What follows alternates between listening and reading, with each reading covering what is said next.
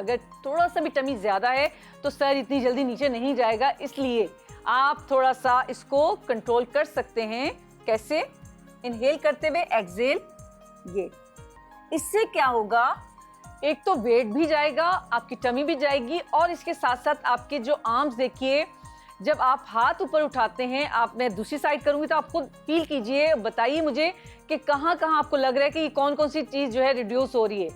ठीक है, देखिएगा। इनहेल, एक्सहेल करते हुए मैं सर को नीचे लेके जाऊंगी इस तरह से, और अपने हाथ ऊपर ऐसे, ये।